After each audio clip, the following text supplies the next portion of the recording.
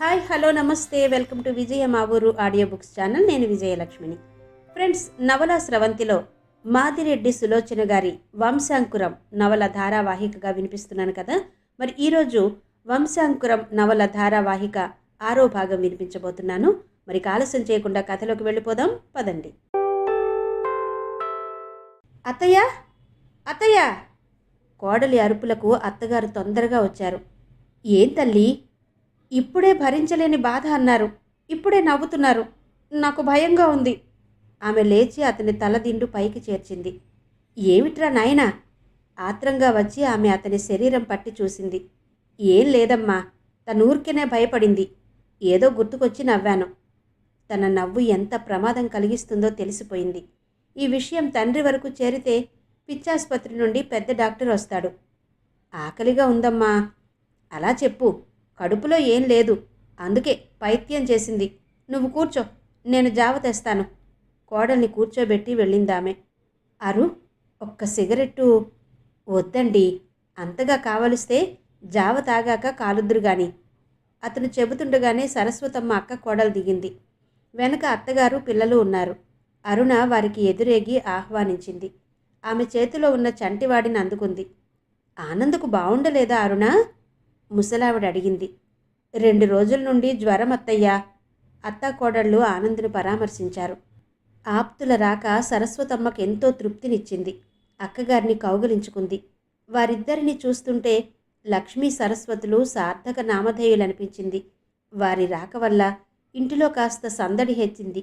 తాత్కాలికంగా తన విచారాన్ని మర్చిపోయాడు ఆనంద్. అరుణ మాత్రం విచారంగా తిరగసాగింది. అరు, అంత ముభావంగా ఉన్నావే? పెద్దమ్మగారేమన్నారే? వారేమనలేదు. పిల్లలు గలవారెవ్వరొచ్చినా నాకేదో భయంగా ఉంటుంది. ఏ క్షణంలో నన్నేమంటారో, వారి పిల్లలను ఇస్తామంటారోనని. పిచ్చిదానవు, ఎవరి పిల్లలు వారికి తీపి సుమా? అంతకంటే తీయనైంది ప్రపంచంలో విలువైంది మన దగ్గరుంది, డబ్బు. ఈ డబ్బు విలువైనదే, దానికి తోడు సమస్యలు సృష్టిస్తుంది కూడాను. మన పక్కింటి క్లర్క్ ఉన్నాడు, అతనికి పిల్లలు లేరన్న బాధ ఒక్కటే ఉంది, మనలాంటి బాధలు లేవు అంది. నిజమే అరుణ, డబ్బు కొన్నిసార్లు మనిషిలోని మానవత్వాన్ని కూడా మరిపించేస్తుంది. ఆనంద్ నిద్రపోయాక వంటింట్లోకి వెళ్ళింది అరుణ. 2 అత్తగారులు మడితో వంట చేస్తున్నారు. వంట మనిషిని పెట్టుకోరాదే సరస్వతి అందావిడ. అబ్బాయి ఆయన ఎన్నోసార్లు అంటారు. కొందరు డబ్బు కోసం చూశామని కూడా ఎత్తు పొడిచారు. వంట మనిషికి పని చెప్పి నేనేం చెయ్యాలక్క? పని మనిషి సత్తి పై పనులు చేస్తాడు. అరుణ కూడా ఆడంబరాలకు పోయి కూర్చునే పిల్ల కాదు. అది నిజమేలే, పని లేకుంటే తోచవద్దు. మా ఇంట్లో ఎంతమంది ఉన్నా సరిపోరు. మరీ మాట మంచి లేకుండా ఉండాలంటే కష్టమే. మా రెండో మనవణ్ణి ఓ 1 రోజుల పాటు ఉంచుకో. ఇంట్లో ఎన్ని ఉన్నా పిల్లలున్నట్టుంటుందా అందావిడ. నేను అడగాలనుకుంటున్నాను, కోడలు ఉంచడానికి ఇష్టపడుతుందో లేదోనని ఊరుకున్నానే. నువ్వు పరాయిదానివటే, ఏదో 4 నాళ్ల ముచ్చట. అరుణ మౌనంగా విన్నది. 4 రోజులకు వారు వెళ్ళిపోయేనాడు పిల్లాడిని వదిలి వెళ్లారు. సరస్వతమ్మ చాలా సంతోషించింది. ఆనంద్ ఆఫీస్కి వెళ్ళి వస్తున్నా నిర్లిప్తంగా ఉంటున్నాడు. గంటల తరబడి బాల్కనీలో కూర్చుని ఆకాశానికేసి చూస్తాడు. అతని స్థితి గమనించడానికి పైకి ఎవరు వెళ్తారు? పిల్లవాడి సంరక్షణలో పడి కొడుకునంతగా గమనించడం లేదు సరస్వతమ్మ. అరుణకు భర్త మూగవేదన ఎందుకో అర్థం కాలేదు. అత్తగారు పిల్లాడికి అన్నం పెడుతూ పెరట్లో ఉండగా త్వరగా మేడెక్కింది. చాలా రోజుల తర్వాత వచ్చింది. ఆయాసం వచ్చింది. గది బయటే దమ్ము తీసుకుని లోపలికి వెళ్ళింది. ఆఫీస్ దుస్తులు మార్చనే లేదు ఆనంద్. కనీసం టై కూడా వదులు చేసుకోలేదు. బూట్లు బయటకు వచ్చేలా కాళ్ళు పెట్టి మంచానికి అడ్డంగా పడుకున్నాడు. గదంతా అడవిలా ఉంది. సిగరెట్టు పీకలు చూస్తే అదిరిపోయి అతను కళ్ళు మూసుకున్నాడు. అరుణకు తనపై తనకే ఎక్కడి లేని కోపం వచ్చింది.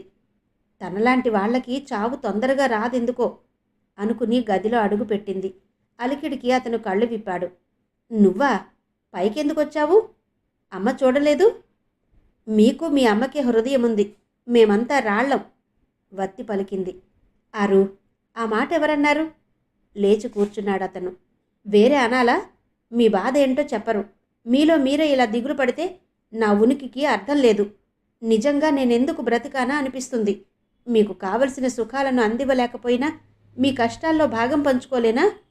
ఆమె కళ్ళలో నీరు నిండింది. నా బాధ చెప్పుకునేదైతే కదా. అరుణ, నన్ను అపార్థం చేసుకోకు. నాకేం కష్టాలు లేవు. నువ్వు సుఖాలు ఇవ్వలేవని కినుక కాదు. మరేంటి? ఏమిటని చెప్పేది? నాకే అర్థం కావు. అంతలోనే కన్నీరా? ఆమెను దగ్గరగా తీసుకుని కన్నీరొత్తాడు. బలహీనత వల్ల ఏవో ఆలోచనలొస్తాయి అంతే, నవ్వాడతను. నా గది చూడు, నీ రాకకై ఎలా వేచి ఉందో.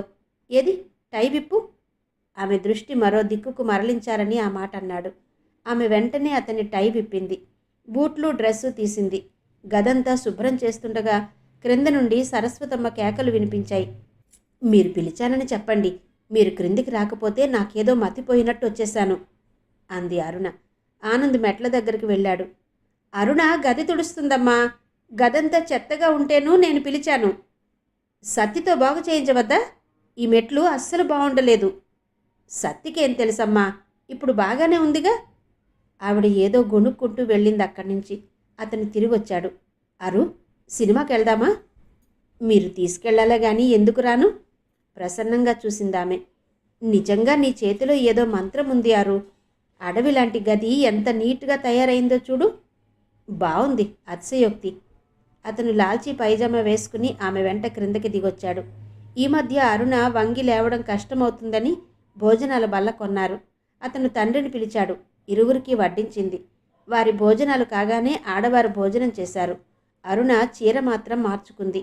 అత్తగారి కళ్ళలోని ప్రశ్నకు జవాబు చెప్పింది. సినిమా కన్నారత్తయ్యా? తల వంచి చెప్పింది. నేను రానా ఏంటి? హిందీ అనుకుంటాను. ఏవండి, హిందీ సినిమా చూడక చాలా రోజులైందన్నారు కదా. ఆమె భర్త వంక చూసింది.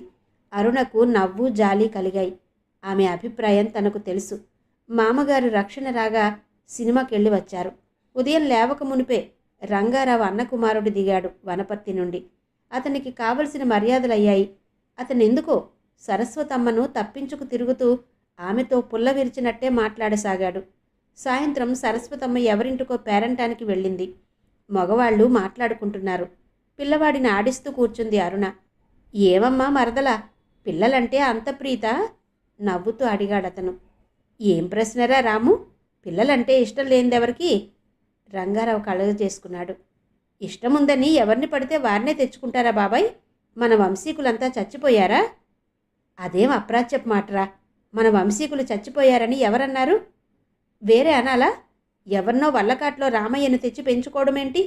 రాము ఆవేశంగా అన్నాడు. వల్లకాట్లో రామయ్య ఎవరన్నయ్యా?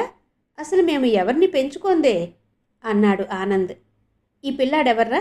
వాళ్ళ నాయనమ్మ అందరితో చెప్పుకుని మురిసిపోతుంది. మీరెంతో ఇదిగా అడిగారట. నాకు తెలుసులే, ఈ ఇంట్లో పిన్ని పెత్తనం, అందుకే ఇలా అయింది. అమ్మ ఏం చేసింది? మాకేమైంది అన్నయ్య? ఇంకేం కావాలరా? ప్రతివారికి 10 మంది పిల్లలున్నారు. మీ వదిన కుటుంబంలో వారి చెల్లెల్ని చేసుకోమంటే కట్నం తక్కువని వద్దన్నది. ఇప్పుడు వంశీకులను వదిలి మంది పిల్లల్ని పెంచుతుంది. మంది ఎలా అవుతారు? ఈ పిల్లాడు అమ్మకు దగ్గరవాడు, నీ కొడుకు నాన్నకు దగ్గరవాడు. దూరం ఎక్కడా? ఒరే ఆనంద్, కావాలంటే పండితుల్ని పిలిచి అడగరా ఎవరు మోక్షమైన వారో. రాము, ఆపరా. మోక్షం అనేది ఉందో లేదో గాని బంధువులంతా మోక్షానికి దారి చూపుతున్నారు. మేమెవ్వరినీ పెంచుకోము. అలాంటి ఉద్దేశం కలిగినాడు అనాథ శరణాలయాలు బోలెడున్నాయి. ఎవరినో తెచ్చి పెంచుకుంటాం, తెలిసిందా? కోపంగా అరిచాడు రంగారావు. ఎవరొద్దన్నారు? మన వారనే అభిమానం ఉందనుకున్నాను. చివ్వున లేచి వెళ్ళిపోయాడతను. మన మానాన మనల్ని శాంతిగా బ్రతకనివ్వరెందుకో బాధగా నిట్టూర్చాడు రంగారావు. దూరంగా నిలబడి విచారంగా చీకటిని చూసే కోడలు కనిపించింది. అరుణా, ఆయన కంఠం ఆర్ద్రంగా ఉంది. ఇలా రామ్మా, వాడి మాటలు మనసులో పెట్టుకోకు, ఆత్రపు మనిషి అనునయించాడు రంగారావు.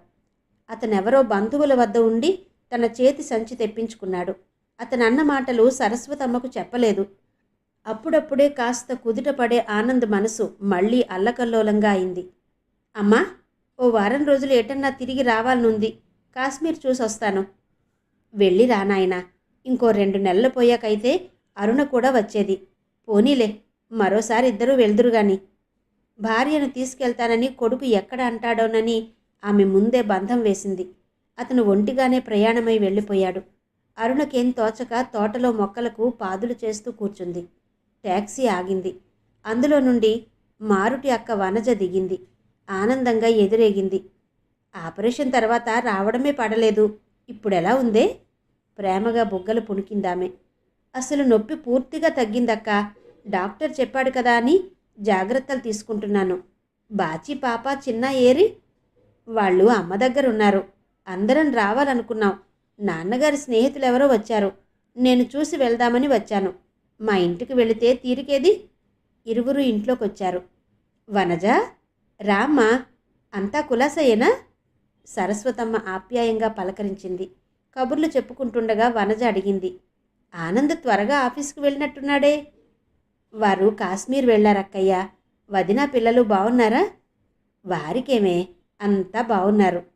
భోజనాల తర్వాత సరస్వతమ్మ అలసి అలా తివాచీపైనే నిద్రపోయింది. సత్తి పిల్లవాడిని ఆడిస్తున్నాడు.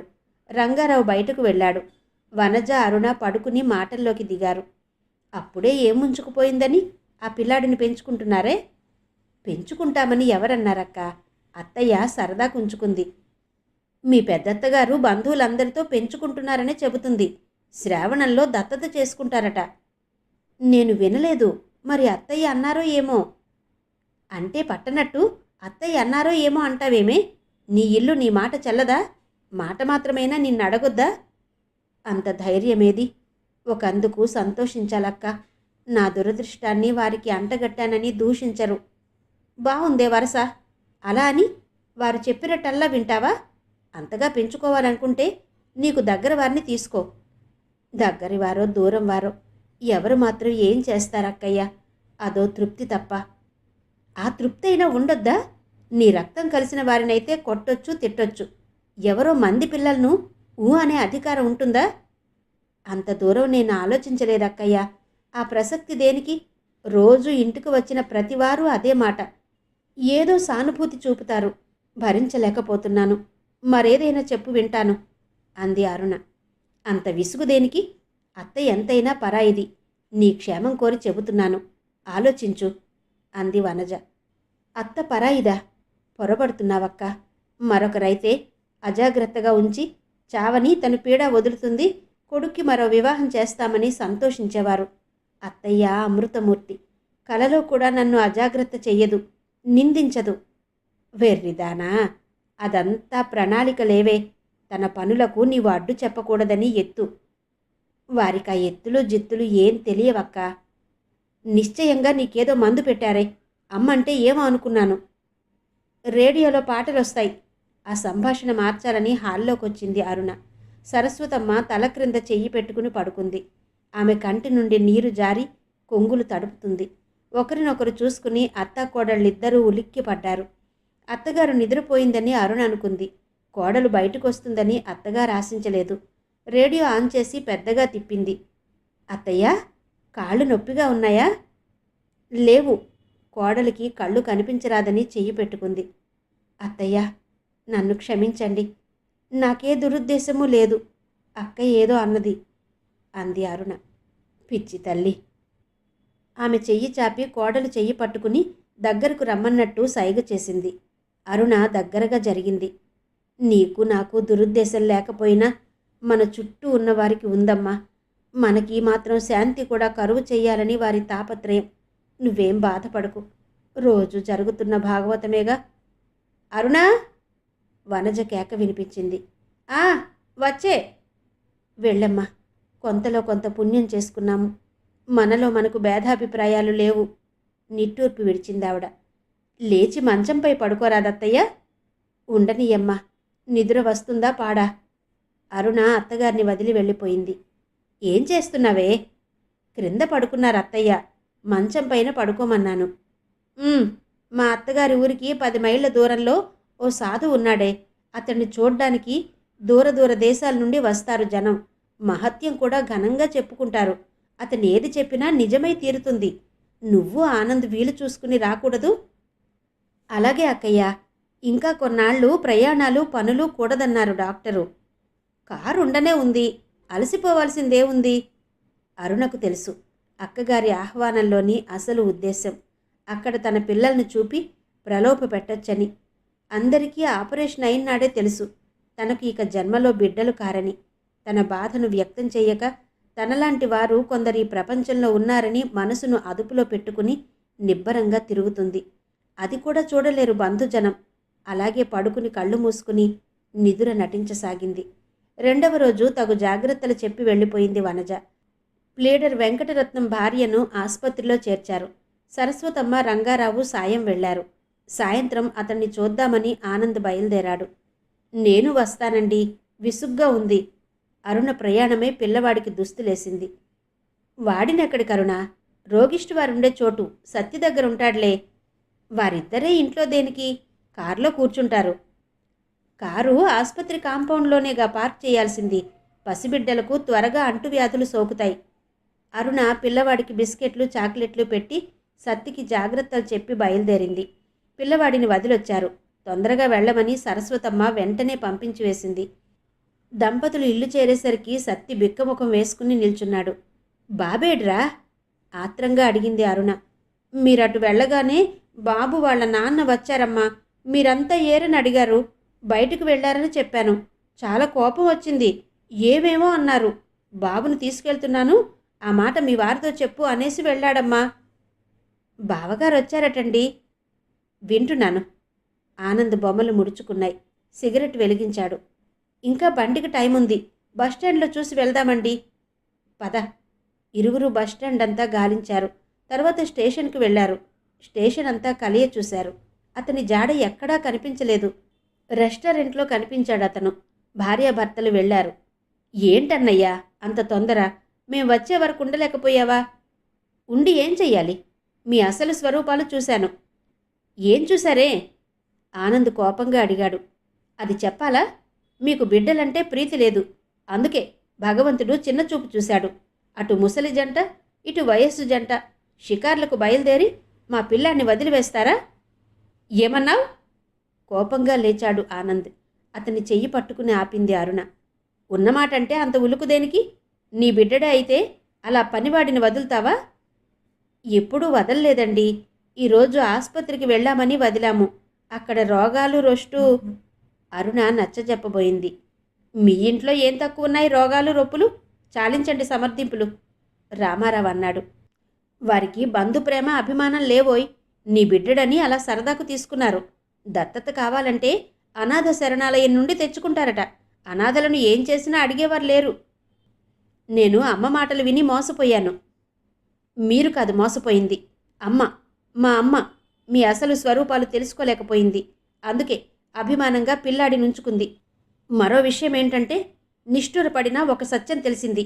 మంది పిల్లలకు పెట్టవలసిన వారమే గాని స్వతంత్రంగా వారినేం అనలేం. మంచిది, మీ పిల్లవాడిని తీసుకెళ్ళండి. అనాథలనే తెచ్చుకుంటాం అన్నాడు ఆనంద్. ఏవండి, ఎందుకు అరుపులు? చుట్టూ జనం చేరారు. అరుణ సిగ్గుపడింది. బజారు మనుషుల్లా రోడ్డు మీద రెస్టారెంట్లోనూ పోట్లాట. పద. ఆనంద్ వెనక్కు తిరిగాడు. ఒక్కసారి అబ్బాయి వంక చూసి అతన్ని అనుసరించింది అరుణ. ఆనంద్ కోపంగా ఉన్నాడని అతన్ని మాట్లాడించలేదు. ఇంటికొస్తూనే అతడు న్యూస్ పేపర్ పట్టుకుని కూర్చున్నాడు. సన్నగా రేడియో తిప్పి దాని ముందు కూర్చుంది అరుణ. బాబా అన్నం తిన్నాడా అరుణ? బయట నుండి అడిగింది సరస్వతమ్మ.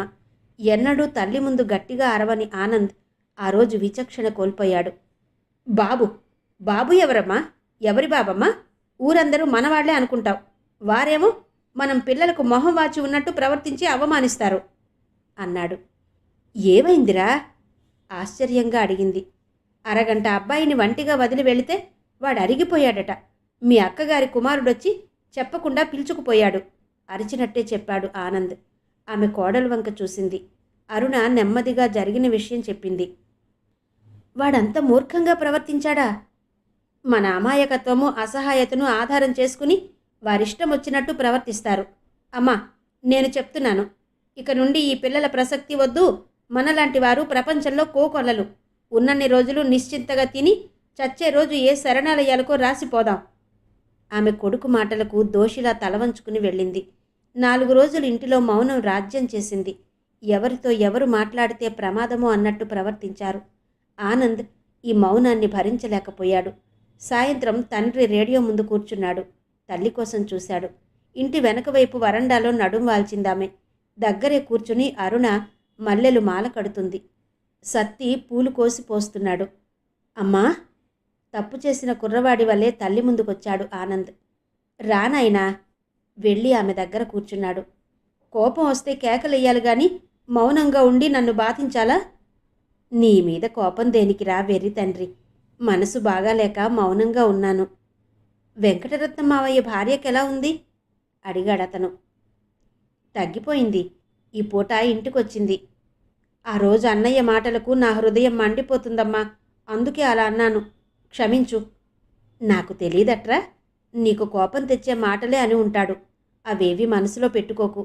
రాజన్న కనిపించి కొట్టులోకి కొత్త రకం దుస్తులొచ్చాయట, అరుణను తీసుకెళ్ళి ఇప్పించుకురా. అనారోగ్యం సాకుతో దానికి చీరలే కొనలేదు. అలమర్ నిండా ఉన్నాయి కదమ్మా, ఉండనివ్వరా. మొహమాటమేం వద్దమ్మా, నీకు కావలసినవి తెచ్చుకో అంది సరస్వతమ్మ. మీవి కొన్ని వెలిసిపోయాయి, మీరు రండి అంది అరుణ. నీకు నచ్చినవి నాకు 4 పట్టుకురావే.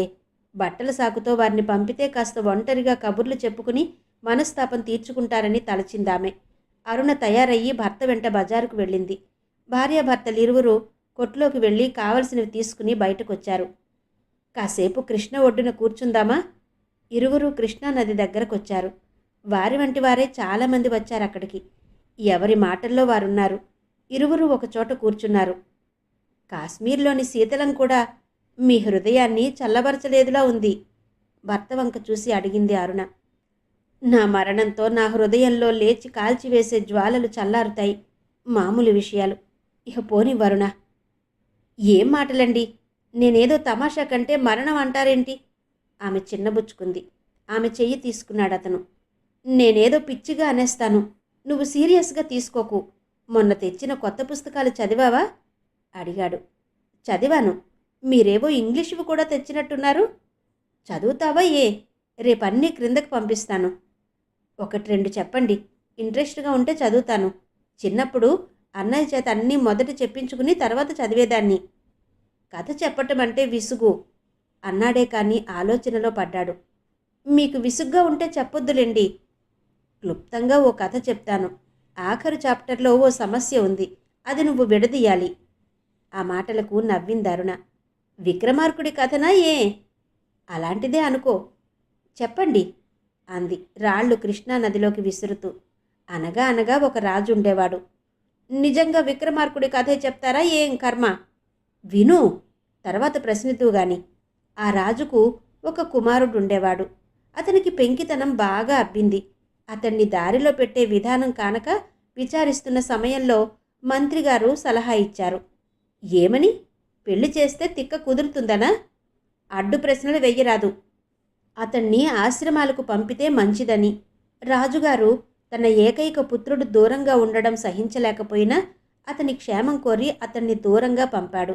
ఈ రాకుమారునికి ఆశ్రమంలో ఒక చిన్నది తటస్థపడింది. ఆ మాట చెబుతుంటే అతని గొంతు వణికింది. అరుణ అతని వంక చూడలేదప్పుడు. చూస్తే ఆశ్చర్యపోయేదే. కానివ్వండి. తల్లిదండ్రులకు దూరంగా ఉండి విచారపడుతున్న అతన్ని ఓదారుస్తుందా అమ్మాయి. అతనికి కావలసినవి అందిస్తుంది. అంతస్తు భేదం మరిచి ఇరువురు ప్రేమించుకున్నారు. అతను ఆమెను వివాహం చేసుకోవాలని తలచాడు. విద్య ముగించి రాజధాని చేరాడు. పుత్రుని యందు సంపూర్ణ విశ్వాసం గల తండ్రి అతని వివాహం సాటి రాజకుమార్తెతో నిశ్చయిస్తాడు. వద్దని తన అభిప్రాయం చెప్పొచ్చుగా, అంత గారాల పుత్రుని మాట వినరా? అంది అరుణ. అక్కడే అతను పొరపాటు చేశాడు. పిరికితనం, దానికి తోడు అంతస్తు అతన్ని మాట్లాడనివ్వలేదు. కనీసం ఆ కన్యను కలుసుకుందామంటే ఆమె ఆశ్రమం విడిచిపోయింది. చిరునామా తెలియక తల్లిదండ్రులు నిర్ణయించిన రాకుమారినే వివాహమాడాడు. ఆమె రావడమే ఏదో వ్రతం పట్టుకుని వచ్చింది. నాలాంటిదే. నేను రోగాన్ని తీసుకుని రాలేదు. వ్రతం ముగిసే వరకు ఆగలేని గారాల పుత్రుడు స్నేహితుల బలవంతంపై వేశ్యవాటిక చేరాడు. అతని ప్రియురాలే అతనికి వేశ్య రూపంలో దర్శనమిచ్చింది. అతను సంతోషంగా ఆమెను పలకరించుంటాడు. రాజులకు పట్టింపు లేదుగా, 2వ భార్యగా స్వీకరించుంటారు అంది అరుణ. బావుంది నీ ముగింపు. అతన్ని చూడగానే ఆ అమ్మాయి మూర్ఛపోయింది. అతను పిరికి వానిలా పరిగెత్తుకొచ్చాడు. అతనే రాకుమారుడని ఆమెకు తెలియదు. ఆశ్రమంలో అతని ఉనికి తెలియలేదు. పాపం, ఆమె పరిస్థితులకు బానిసయి పొట్ట పోషించుకోవడానికి వేశ్యావాటిక చేరిందేమో. అతను ఆగి ఆమె విషయాలు కనుక్కోవలసింది అంది అరుణ. దానివలన లాభం? ఆమెను ఆ నరక కూపం నుండి రక్షించవచ్చుగా. అతనికి ధనానికి కరువేం లేదు. ఆమెకిచ్చిన మాట నిలబెట్టుకోకపోయినా 4 చల్లని మాటలు చెప్పి సహాయపడవచ్చు అంది. నిజంగా నాకు ఈ విషయం తట్టలేదు సుమా. కొంపతీసి కథ మీరే రాస్తున్నారా ఏ? అతని వంక చూసింది అరుణ. రాయాలి. హృదయంలో భరించరాని వేదన బయలుదేరినప్పుడు, చెప్పుకునే స్నేహితులు లేనప్పుడు తన బాధను కాగితంపై వ్రాసి శాంతపడవచ్చుగా. పద, చాలా ఆలస్యమైంది. అతను లేచాడు. అతనెందుకో చాలా తేలికైనట్టు అనుభూతి పొందాడు. అతనికి తలపైనున్న బరువు తేలికైంది. అంత చిత్రంగా మాట్లాడతారే? అతని వెనకాలే లేచిందామె. అమాయకంగా ఉండే మనలాంటి వారి బ్రతుకుల్లో ఎన్నో చిత్రాలు దాగి ఉంటాయారునా. ఆమె వచ్చి కూర్చోగానే కారు స్టార్ట్ చేశాడు. అతని ప్రశ్నకు సమాధానం లభించింది. కానీ ఆ వీధిలోకి ఎలా వెళ్తాడు? 2-3 రోజులు ఆ సందు చివరి వరకు వెళ్ళి తిరిగొచ్చాడు. 3వ నాడు ఎలా అయినా సరే రేఖను చూడాలని దృఢ నిశ్చయంతో అనుకున్నాడు. ఆమె నిలదీస్తే ఎలా జవాబు చెప్పాలో మనసులోనే జవాబు వల్లెవేశాడు. సినిమా వెళ్తున్నాను, ఎదురు చూస్తూ కూర్చోవద్దు, త్వరగా నిద్రపో అరుణకు చెప్పాడు. నేను వస్తానండి. ఎన్నడూ లేనిది అబద్ధమాడాడామెతో. మరోసారి వద్దువుగాని, చాలామంది స్నేహితులు వస్తున్నారు. మరో మాటకెదురు చూడకుండా కారులో కూర్చుని స్టార్ట్ చేశాడు. అతను కారు పార్క్ చేసి నడక మొదలుపెట్టాడు. 2-3 స్త్రీలు ప్రశ్నిస్తున్నా వారి వంక చూడలేదు. త్వరగా రేఖ కనిపించిన ఇంటి ముందుకు చేరాడు. అప్పుడే వరహాలు బయటకొస్తున్నాడు. ఎవరు? బాబుగారా? అతని కళ్ళు ఆనందంగా కదలాడాయి. ఆ రోజు అట్లా మాయమయ్యారేంటి? రోజు వెతుకుతున్నాను. నాకోసమా? ఎందుకు? భలే ప్రశ్నే. అతను పక్కున నవ్వాడు. ఆ రోజు ఏ మంత్రం వేశారో ఊర్వశి మీ చిరునామా కనుక్కుంటే 100 రూపాయలు ఇస్తానంది. అతని మాటలు వినే ఓపిక లేదు. వెంటనే అతని చేతిలో 10 రూపాయల నోటు పెట్టి ఇంట్లోకి వెళ్ళాడు. ఆ రోజు స్త్రీ పురుషులు కనిపించలేదు. వృద్ధురాలు మాత్రం దిగాలుగా చూస్తూ కూర్చుంది. వచ్చినారా? మీరేమంటూ మా కొంపలో అడుగు పెట్టారో బేరాలన్నీ తిరిగి కొడుతుంది బాబు. వృద్ధురాలి మాటలకు జవాబుగా 50 రూపాయలు ఆమె వైపు విసిరి పరిచితమైన మేడమెట్లు ఎక్కి పైకి వెళ్ళాడు. అతని శరీరం గగురుపాటు చెందింది. తెలియని వణుకు బయలుదేరింది. అతి నెమ్మదిగా గదిలోకి అడుగు పెట్టాడు. తాను ఆ రోజు కూర్చున్న కుర్చీలోనే కూర్చుంది సురేఖ. ముందు చూసినప్పటి అలంకారం లేదు. పొడుగాటి జుట్టు విరబోసుకున్నది. తెల్లటి మిల్లు చీర కళ్ళ మీద చేతులు వేసుకుని వెనక్కి వాలింది. నిద్రపోయిందో మేల్కుందో చెప్పడం కష్టం. పిలవాలనుకుంటే అతని గొంతు పెగిలి రాలేదు. ఆమె పాదాలు పట్టుకుని క్షమాపణ చెప్పుకుందామనిపించింది. అది చెయ్యలేకపోయాడు. ధైర్యం కూడా తీసుకున్నాడు.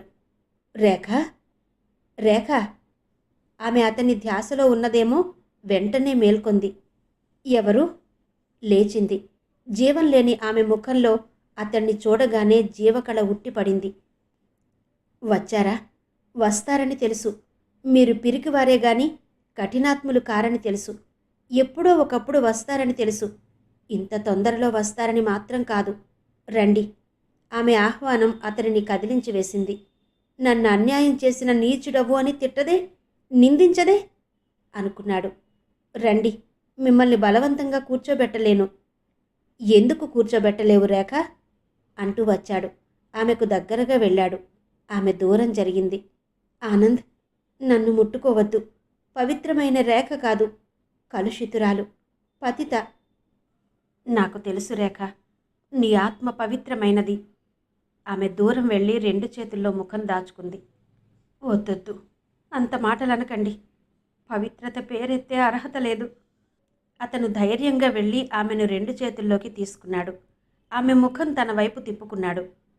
ఎందుకు నన్ను ఆదరంగా చూస్తూ ఇంకా లజ్జితుణ్ణి చేస్తావు? నన్ను నిందించు, తిట్టు. దానివలన లాభం ఏంటి ఆనంద్? జరగవలసింది జరిగిపోయింది. మిమ్మల్ని దూషిస్తే నా జీవితం చక్కబడుతుందా? అతని చేతుల్లో నుండి తప్పించుకోవాలని చూసింది. అతడు వదల్లేదు. ఆమెను అలాగే పట్టుకుని వచ్చి తన పక్కన సోఫాలో కూర్చోబెట్టుకున్నాడు. రేఖ, ఎందుకు ఈ నరకంలోకి దిగావు? అడగలేక అడిగాడు. విధి లేక. పేలవంగా నవ్విందామె. ఒక్క విషయం తెలుసుకున్నాను ఆనంద్. ప్రేమ పేరుతోనో పేదరికం చాటుననో ఒక్కసారి కాలు జారిన స్త్రీకి ఈ ప్రపంచంలో చోటు లేదు. నిజంగా పెద్దలు స్త్రీకి ఇన్ని ఆంక్షలు ఎందుకు పెడతారో అర్థమైంది అంటూ నిట్టూర్చింది. రేఖ, పూర్తిగా నా పొరపాటేం లేదు. నేను ఉత్తరాలు వ్రాసినా జవాబివ్వలేదు నువ్వు. నేనొస్తే ఇల్లు తాళం పెట్టి ఉంది. అదే చెబుతున్నాను ఆనంద్. విధికి ఉన్న శక్తి దేనికి లేదు. ఈ పట్టణంలో నికృష్టంగా బ్రతుకుతున్నది నీకోసం. నిన్ను కలుసుకుని నా బాధ్యత తీర్చుకుని నిశ్చింతగా చచ్చిపోదామని. ఆ రోజు నేను ఎంత పిలిచినా ఆగకుండా వెళ్ళిపోయారు. నీ మీద కోపం చేత కాదు రేఖ, నాకు సిగ్గు వేసింది. నీకు ముఖం చూపించలేకపోయాను అన్నాడు ఆనంద్. అంత పెద్ద తప్పేం చేశారు మీరు? పొరపాటు నాది. వివాహం అనే బంధం ఉండగా కాదని కాళ్లదన్ని గర్వంగా తిరిగాను. ఫలితం అనుభవించాను. పొరపాటు స్త్రీ పురుషులు ఇరువురూ చేస్తారు. కానీ ప్రకృతి స్త్రీ పట్ల అన్యాయంగా ప్రవర్తిస్తుంది. ఆమె పొరపాటుకు ముద్ర ముఖానే పడుతుంది. లోతుగా మాట్లాడుతున్నావు అన్నాడతను. మనం చేసిన పనులను సమర్థించుకోవడానికి అలాగే మాట్లాడాలి. గతం పోనివ్వు రేఖ. నువ్వనుకుంటావు నువ్వే బాధపడ్డావని. నేను మాత్రం సుఖంగా ఉన్నానా? ఈ 5 సంవత్సరాల్లో ఒక్కసారి కూడా నిశ్చింతగా ఉండలేదు. ప్రతిరోజు నిద్రపోవడానికి గంటల తరబడి పోరాడాను. చెప్పానుగా, పిరికివాడికి అతి తెలివి వారికి సుఖశాంతులుండవు. పోనివ్వండి, మీ అంతట మీరే వచ్చారు. ఈ అవకాశం జారవిడుచుకోరాదు. నేను పతితను. నేను అబద్ధాలు మాత్రం చెప్పనని విశ్వసిస్తారా ఆనంద్? ఎందుకు రేఖ నన్ను అవమానిస్తావు? పిరికితనంతో పొరపాటు చేశాను. మొదట ఈ విషయం చెప్పు. నా ఉత్తరాలకు జవాబు ఎందుకు ఇవ్వలేదు? అదంతా పెద్ద కథ. నా కోరిక నెరవేరి నా బాధ్యత తీరితే అన్ని విషయాలు చెప్తాను. చెప్పు రేఖ. కనీసం నీకు సహాయం చేశానన్న తృప్తి మిగలనివ్వు. పెద్ద కోరిక ఏం కాదు. యవ్వనంతో కళ్ళు మూసుకుని ప్రవర్తించినందుకు ఫలితంగా మీ ప్రతిరూపం ఈ ప్రపంచంలోకి వచ్చింది. రేఖ, ఏమన్నావు? అందుకే మొదట నన్ను నమ్ముతారా అని అడిగాను. సరే, వాడిని చూచినాక నమ్ముదురుగాన్లేండి. అచ్చు మీ పోలికే. నిజమా రేఖ? నిజమే. వాడు పుట్టక మునిపే నాశనం చేయించుకోమని ఎందరో సలహా ఇచ్చారు. కానీ మాతృత్వపు మమకారం అలా చెయ్యనివ్వలేదు. కానీ ఇప్పుడు విచారిస్తున్నాను ఆనంద్. రేఖ, ఆమెను ఆనంద్ వాటేసుకున్నాడు. ఆవేశం వద్ద ఆనంద్. భగవంతుడు సాక్షిగా వాడు మీ కుమారుడే. వాడిని కన్నాను. నాకే చిరునామా లేదు. వాడిని పెంచి పెద్ద చేసి సంఘంలో అనామకుడుగా వదల్లేను. ఆనంద్, నా ఒక్క కోర్కె మన్నించు. నీ బిడ్డలతో పాటుగా భాగం కావాలని అడగను. కానీ ఈ ప్రపంచంలో పొట్ట పోషించుకునే అర్హత కలగచెయ్యి. మరణించిన స్నేహితురాలి బిడ్డడని చెప్పు. రేఖ, రేఖ, నా మాట విను. నా కోరిక అసమంజసమంటారా? అతను ఆమె నోరు మూసేశాడు. ఆమె నెత్తి గిరగిరా తిప్పి దించాడు. ఏడి, వాడెక్కడా? ఈసారి అతని వంక దీక్షగా చూచిందామె. అతని కండ్లలోని ఆనందం వర్ణించ తరము కానిది. అక్రమ సంతానముందని తెలుసుకుని సంతోషించే తండ్రి ఉంటాడా? మాట్లాడు రేఖ, వాడెక్కడా? ఆమె భుజాలు పట్టి కుదిపాడు. వాడు హైదరాబాదులో ఓ చిన్నపిల్లల బోర్డింగ్ స్కూల్లో ఉన్నాడు. వాడి బుర్ర అతి చురుకు. ఎన్నో ప్రశ్నలు, ఎన్నో సందేహాలు. దూరంగా ఉంచాలని మనసు రాయి చేసుకున్నాను. వాడికి నెల నెల డబ్బు పంపడం గగనమవుతుంది. రా రేఖ, వాడిని తెచ్చుకుందాంరా. ఆమె చెయ్యి పట్టి లాగాడు. ఇంత రాత్రా?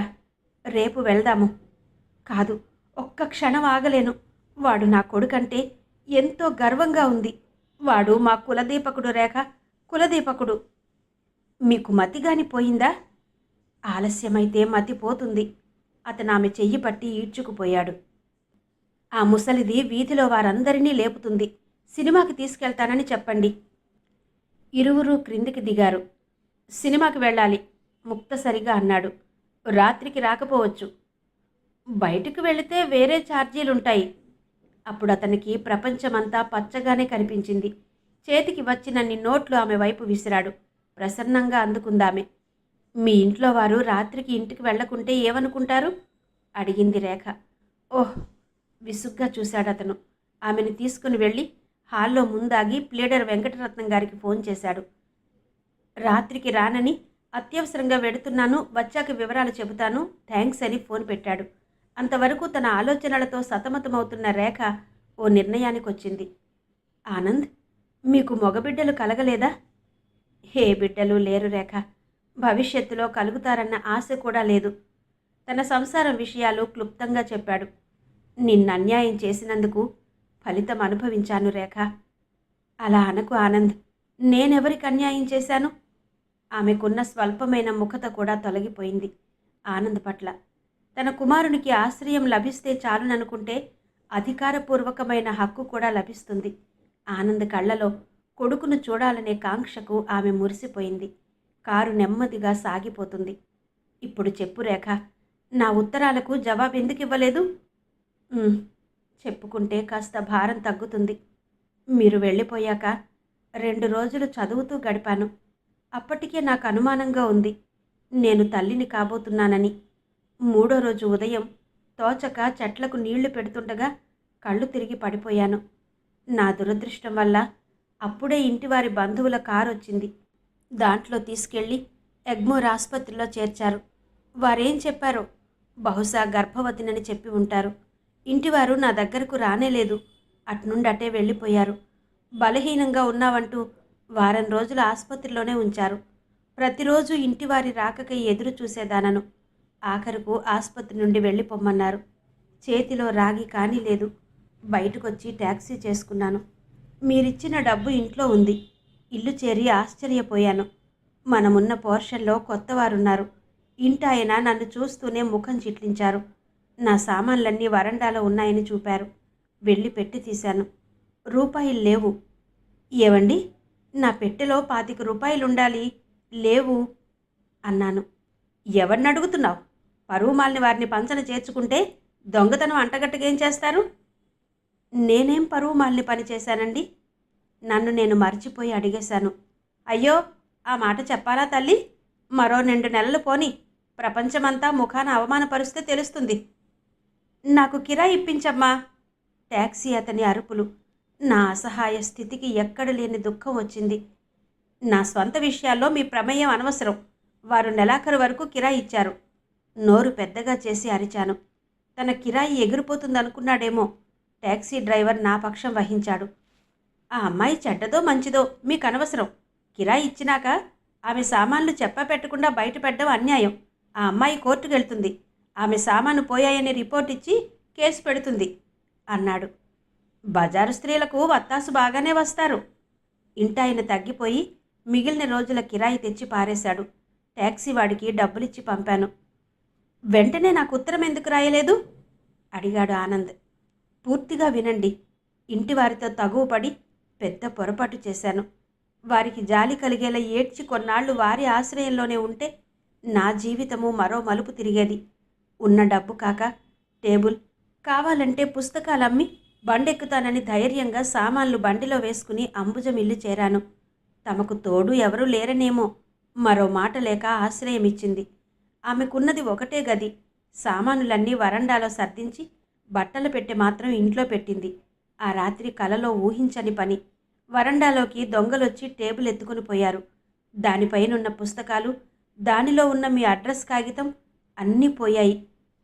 కష్టాలు ఒంటరిగా రావని ఊరికేనే అంటారా అన్నాడు ఆనంద్. అంతే అయింది. 2 రోజులు జ్ఞాపకం చేసుకుని ఉత్తరం రాశాను. అది సరి అయిన అడ్రస్ కాదని తెలుసు. మీ ఉత్తరానికై ఇంటివారి దగ్గరకు వెళితే నానా మాటలు అన్నారు. ఏం చెయ్యాలో తోచలేదు. మీరు మద్రాసు వస్తే వెతుక్కుంటూ వస్తారనే ఆశతో నిరీక్షించసాగాను. అలా 2 నెలలు గడిచాయి. నా పాపము ప్రత్యక్షంగా కనిపించసాగింది.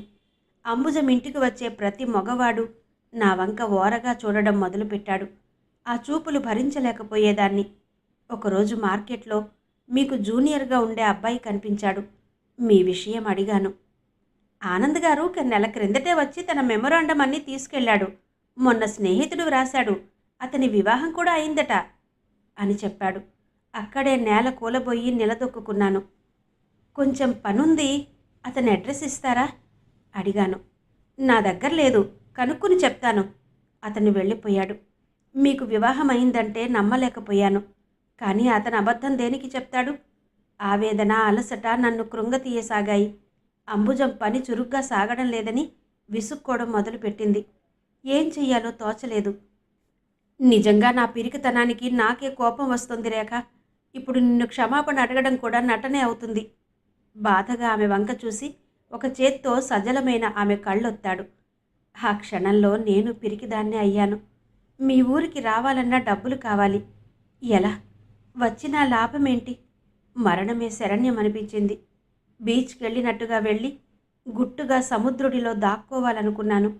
వెళ్ళి ఒంటరిగా కూర్చుంటే నాన్నగారితో మీతో వెళ్ళిన ఘట్టాలు గుర్తుకొచ్చి హృదయాన్ని కలచివేశాయి. ఏడుస్తూ ఎంతసేపున్నానో తెలియదు. చీకటి పడ్డాక సముద్రం వైపు అడుగులు వేస్తూ అకస్మాత్తుగా ఆగాను. ఒక దగ్గర ఇసుకలో తల్లి పడుకుని ఉంది. 2-3 సంవత్సరాల అమ్మాయి వేరుశనగకాయలు వలిచి తల్లి నోట్లో పెడుతుంది. ఆ తల్లి అనుభవించే మధురానుభూతి తలుచుకోగానే చావాలనిపించలేదు. నా కడుపులో కదిలే స్వరూపాన్ని చూసుకోవాలని కాంక్ష పెరిగింది. భారంగా వెనుతిరిగాను. చెప్పడం ఆపి దమ్ము తీసుకుందామే. నీ కాంక్ష నా పాలిట వరమైంది రేఖ. చూస్తూ చూస్తూ రోజులు దొర్లిపోతున్నాయి. 8వ నెల దాటింది. అంబుజం పరోక్షంగా వెళ్ళిపోమ్మని చెప్పింది. ఎక్కడికి పోను? వివాహం అయితేనే నా స్థితి చూసి జాలి పడతారని మీ వద్దకే రావడానికి నిశ్చయించుకున్నాను. ఉన్న కొద్దిపాటి సామాన్లు తీసుకుని నాకు కిరాయి డబ్బులు ఇవ్వమన్నాను. ఏ కళనుందో 10 రూపాయలు నా చేతిలో పెట్టింది అంబుజం. నా దగ్గర 3 రూపాయలున్నాయి. అవి తీసుకుని విజయవాడ బండెక్కాను. 2 జతల బట్టలు తప్ప మరేం లేవు. బండిలో కూర్చున్న దగ్గర నుండి ఒకటే ఆలోచన. ఎక్కడుండాలి? ఎవరితో పరిచయం లేదు. ఒకే ఒక ఆశ. ఆ రోజు పాట పాడిన కాలేజీకి వెళితే ఎవరైనా మీ అడ్రస్ చెప్తారని. 12 అణాల డబ్బులతో విజయవాడలో అడుగు పెట్టాను. తిన్నగా కాలేజీకి వెళ్ళాను. విద్యార్థులు లోపలికి పోనివ్వరు. దారికి అడ్డంగా నిల్చుని వివరాలు అడిగి అపహాస్యం చేయడం మొదలుపెట్టారు. వారి హాస్యం భరించలేకపోయాను. ఎవరైనా లెక్చరర్ వస్తారేమోనని ఆశగా ఎదురు చూశాను. ఒకరిద్దరొచ్చారు. మీరు పేరు చెప్పి అడిగాను. ఎక్కడో పిచ్చివారిలా ఉన్నారు. ఆనంద్ అంటే ఎవరమ్మా? ఎంతోమంది ఉంటారు. ఏ రాష్ట్రపతో మినిస్టరో అయితే చెప్పొచ్చు అని వెళ్ళిపోయారు. నిరాశగా వెనుతిరిగాను. ఆకలి నకనకలాడసాగింది. ఒంటరిగా ఎక్కడికి వెళ్ళినా వింతగా చూసేవారే. ఇల్లిల్లు వెతకసాగాను. టీనీళ్లు తాగి తిరగడం వల్లనేమో సాయంత్రం వరకు నీరసం వచ్చింది. ఓ పంపు దగ్గర నీళ్లు తాగుతూ స్పృహ తప్పి పడిపోయాను. తెలివి వచ్చేసరికి ఇప్పటి వృద్ధురాలు సపర్యలు చేస్తుంది. అనాథను ఇంత ఆదరంగా ఎందుకు చూస్తుందో అర్థం కాలేదు. నా విషయం దాచకుండా చెప్పాను. అడ్రస్ లేక ఎలా వెతుకుతావమ్మా? ఇది పల్లెటూరు కాదే. ఈ మహాపట్టణంలో ఎక్కడ గాలిస్తావు? నిండు చూలాలివి కూడాను. జాలిగా నా వంక చూసింది. మరేం చెయ్యనమ్మా, నాకెవరూ లేరు. ఏడుపు దిగమింగుతూ అన్నాను. నేనో మాట చెప్తాను. నిండు చూలాలివి. బయట తిరిగి ఎక్కడో పడిపోవడం ఉచితం కాదు. మా ఇంట్లో ఉండి అతని జాడ తిద్దువుగాని. ఆమె మాటలను తోసిపుచ్చి బయటకెళ్లే శక్తి లేదు. దొరికిన ఆశ్రయం చాలనుకున్నాను. ఆమె తల్లిలా ఆదరించింది. వీలున్నప్పుడల్లా ఆమెను తీసుకుని వీధులు తిరుగుతూనే ఉన్నాను. ఆ తిరగడం దండగయింది. ఒకరోజు తిరుగుతూనే దారిలో కూలబడిపోయాను. ముసలమ్మ ఆస్పత్రిలో చేర్చింది. బాబు పుట్టాడు. వాడిని చూసుకుని పడిన శ్రమ, బాధ అన్నీ మరచిపోయాను. నాకు తోడు మరో ప్రాణి. నా రక్తం పంచుకుని పుట్టిన బిడ్డడంటే ఎంతో గర్వం కలిగింది. వెంటనే వాడికి కాణీ ఖర్చు పెట్టి తలకు నూనె కొనే స్థితిలో లేననుకుంటే పుట్టెడు దిగులు వేసింది. నిజంగా నేను దురదృష్టవంతుడను. ఆ సంతోషాన్ని పంచుకోలేకపోయాను అన్నాడు బాధగా ఆనంద్. కళ్ళు మూసుకుపోయో కడుపు నింపుకోవడానికో పతితులైన స్త్రీలు కరుణా హృదయులు. వారంతా చూడ్డానికొచ్చారు. ఒకరు దుస్తులు బహుమతిగా ఇస్తే మరొకరు పౌడర్ తెచ్చారు. ఇంకా ప్రపంచంలో తోటి మానవుల పట్ల ఆ మాత్రం జాలి చూపేవారున్నారనుకుంటే ఎంతో ధైర్యం వచ్చింది. వృద్ధురాలి వెంట ఇల్లు చేరాను. కన్న తల్లిలాగే నా ఆరోగ్యం, పసివాడి ఆరోగ్యం కాపాడింది. ఆ ఇంట్లో రాత్రులు జరిగే గోల, పురుషులు వచ్చి స్త్రీలను డబ్బుతో స్వాధీనపరుచుకోవడం, అవి చూస్తే పారిపోదామనిపించేది. ఎక్కడికి పోవాలో తెలియదు. నెల రోజులకు నాకేదైనా పని చూపమని వృద్ధురాల్ని బ్రతిమాలాను. నాలాంటి అందమైన స్త్రీలకు పని దొరకదని చెప్పింది. నా తొందరపాటు వల్ల జరిగిన అనర్థం తెలుసుకున్నాను. ఆమె పాదాలు పట్టుకుని ప్రాధేయపడ్డాను. వ్యాపారస్తుడు లక్షాధికారి అయిన ఓ ఇంట్లో వంట పనుంది, చేస్తావా? రెండో రోజు వృద్ధురాలడిగింది. పర్వాలేదు అన్నాను. ఇది వరకు చెయ్యలేదా? నా నుదుట అదే వ్రాసిపెట్టి ఉందేమో. వాళ్ళింట్లో పనివారికి కూడా గది ఇస్తామన్నారు. చూడమ్మా, నువ్వు వెళ్ళేది వంట పని కోసం. అక్కడ నీ కుర్రవాడిని చూస్తూ కూర్చుంటే వారు ఊరుకుంటారా? నాకు సందడిగా ఉంటుంది, ఉండని అన్నది ఆమె. మిగిలిన స్త్రీలకు కూడా వాడంటే ప్రాణం. అక్కడే వదిలి నా పని చేసుకుని రమ్మనేవారు. మూర్ఖంగా ప్రవర్తించరాదని వారి వద్ద బాబును వదిలి పనికి వెళ్లేదానను. ఆ ఇంటి భార్యాభర్తలు ఒక అమ్మాయి మాత్రమే. దంపతులు ఒకరినొకరు అనుమానించుకుంటారు. ఈరోజు కొత్త పురుషులు ఎవరైనా మన ఇంటికి వచ్చారా? బయట నుండి వస్తూనే భర్త ప్రశ్నించేవాడు నెమ్మదిగా. పని మనిషితో ఏం గుసగుసలు? ఆవిడ అరిచేది. నాకేం కావాలో నువ్వు చూడరాదు? ఎకసెక్కంగా అన్నాడతను. మనందానికి అదొక్కటే తక్కువలేండి అనేదామె. అతను అడిగిన దాంట్లో తప్పేం లేదు. అతను బయటికి వెళ్ళగానే ఎవరెవరో పురుషులు వచ్చేవారు. మేడపై పేకాట, నాట్యాలు, పాటలు సాగేవి. నా వంతు అడిగినప్పుడు కాఫీ పట్టుకుపోవడమే. మీ అయ్యగారికి ఇలాంటి విషయాలు చెబితే నీ పని ఉడుతుంది, జాగ్రత్త అని 2 రూపాయలు నా చేతిలో పెట్టేది. చూడు, ఈరోజు ఎవరొస్తారో గమనించు అంటూ బయటకు వెళ్తూ భర్త ఓ రూపాయి నా చేతిలో పెట్టేవాడు. బావుంది నాటకం నవ్వుతూ హైదరాబాద్ రోడ్డు పట్టించాడు ఆనంద్ కార్ని. వారి నాటకంలో నేనో పాత్రనైనా నటించలేకపోయాను. ఆయన పనులు జాగ్రత్తగా చేస్తే ఆవిడ కస్సుబుస్సుమనేది. ఆవిడ పనులు చేస్తే ఆయన కొరకర చూసేవాడు. ఇవేవి పట్టనట్టు తన చదువులో లీనమై ఉండేది వారి పాప. నాకు చాలినంత జీతం ఇస్తున్నారు. వ్యక్తిగత జీవితంలో నాకే అనుకుని ఊరుకున్నాను. సంసారాలు చూస్తూ వాటి చాటున ఇలాంటి పనులు చేస్తారని మొదటిసారిగా తెలుసుకున్నాను. నా గోడు తోటి స్త్రీలతో చెప్పుకున్నాను. వారు జాలిగా నా వంక చూశారు. ఈ నికృష్టపు బ్రతుకు మాకు మాత్రం ఇష్టమా? బయటి ప్రపంచాన్ని, సంఘాన్ని చూశాము. అక్కడుండేవి ఇంతకంటే నీచమైన సమస్యలని ఈ వృత్తి స్వీకరించాము. మనలాంటి వారం ఏ జన్మలో చేసుకున్న పాపమో ఈ జన్మలో అనుభవించాలి అన్నారు వాళ్ళు. ఆ రోజు నేను లేస్తూనే అన్నీ దుశ్శకునాలా చూశాను. బాబుకు ఒంట్లో బావుండలేదు. దినమంతా పడిన శ్రమ వాడిని చూడగానే మరచిపోయేదాన్ని. వాడిని నాకు దూరం చెయ్యకు తల్లి అని కనకదుర్గాలయం వైపు వెళ్ళి నమస్కరించాను. త్వరగా యజమానులేమంటారోనని భయపడుతూ ఇంట్లో అడుగుపెట్టాను. ఇల్లంతా నిశ్శబ్దంగా ఉంది. డ్రైవర్ కనిపించి చెప్పాడు, రాత్రి అమ్మగారి తండ్రికి బాగాలేదని టెలిగ్రామ్ వస్తే వెళ్ళిపోయారని. అయ్యగారికి సేల్ ట్యాక్స్ వారి గొడవలేవో ఉన్నాయని వెళ్ళలేదు. నిట్టూర్చి త్వరగా పనులు మొదలుపెట్టాను. ఇంటతను లేచి నైట్ డ్రెస్తోనే వంట ఇంట్లోకి వచ్చాడు. నేను మూలకు తప్పుకున్నాను. అంత భయం దేనికి రేఖ? ఈ పూట 4 అతిథులు వస్తారు. భోజనం సిద్ధం చెయ్యి అన్నాడు. మంచిది, దయచేసి నన్ను రేఖ అని మాత్రం పిలవకండి బ్రతిమాలుతూ అన్నాను. ఆ ఇంట్లో గోడలు కూడా అమ్మగారి సిఐడీలు. ఏం చెప్పినా నాకు లభించిన ఆ మాత్రం ఆశయం కూడా కరువవుతుందని నా భయం. అతను వెకిలిగా నవ్వాడు. అంత అందమైన పేరుండగా మరేమని పిలవాలి? వంకరగా నవ్వి వెళ్ళిపోయాడు. మధ్యాహ్నం 3 స్త్రీలు 1 పురుషుడు వచ్చారు. వారి వేషాలు చూస్తే అసహ్యంగా ఉన్నాయి. వేరే మనుషులున్నారనే విచక్షణ మర్చిపోయి ఒక స్త్రీ మా అయ్యగారి ఒడిలో వాలిపోయింది. భార్యాభర్తలు ఒకరినొకరు అనుమానించుతూనే ఒకరి చాటున ఒకరు నాటకాలాడతారు. ఇలాంటి దాంపత్యాలు కూడా ఉంటాయని మొదటిసారిగా తెలిసొచ్చింది. వారు నిర్లజ్జగా కామెంట్స్ వదులుతూ పిచ్చిగా ప్రవర్తిస్తూ సాయంత్రం వరకు ఉండి వెళ్ళిపోయారు. వారి చేష్టలు డ్రైవర్ కనిపెట్టరాదని కాబోలు. మధ్యాహ్నమే వాడికి సెలవిచ్చారు. పై పనులు చేసే అబ్బాయి నేనే ఉన్నాం. వాడు అక్క అని పిలిచేవాడు. వారంతా బయటకు వెళ్లారు. తలుపులు వేసుకో, నేను పాలకెళ్తున్నానక్క. వాడు అరిచి వెళ్ళిపోయాడు. నన్ను నేనే బంధించుకున్నాను. నిట్టూర్చింది రేఖ. అతను తిరిగి వచ్చి అసభ్యంగా ప్రవర్తించాడా? ఆత్రంగా అడిగాడు ఆనంద్. నా జీవితమే నాశనం చేశాడు. అతను వారితో బయటకు వెళ్ళలేదు. మేడపై నున్నాడేమో, నాకు తెలీదు.